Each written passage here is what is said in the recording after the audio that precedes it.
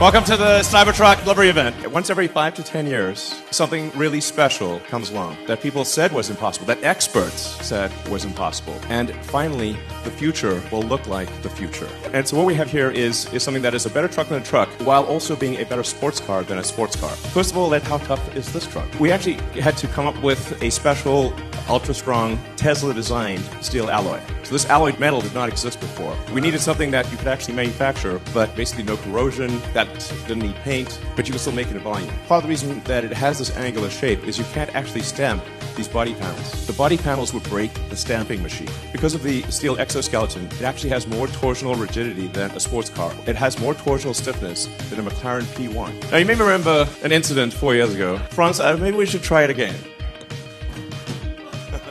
This glass is basically rock-proof. Things like rollover, because the center of gravity is so low, it doesn't roll over. In movies, you sometimes see the hero hiding behind the car door while being shot with bullets. That doesn't actually work unless you're driving a Cybertruck. Instead people say, like, well, why'd you make it bulletproof? I'm like, why not? You never know when the apocalypse could come along at any moment. Now, what about utility?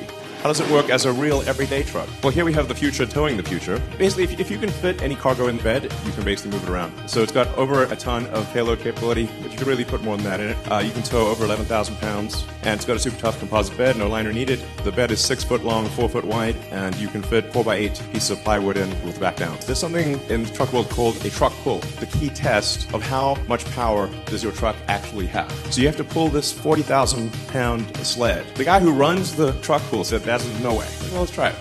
Let's see what happens.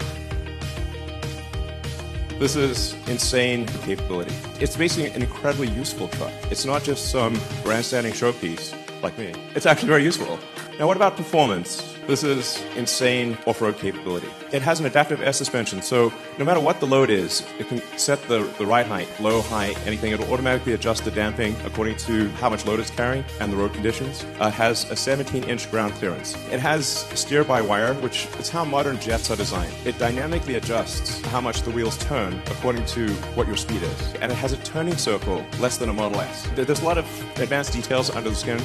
It's the first time that a car is moving to a 48-volt low voltage architecture from 12 volts, which has been around for 100 years. We have Ethernet comms, distributed controllers, allows for 70% less wire in the car. So let's take it to the racetrack and see how does the Cybertruck perform against a Porsche 911.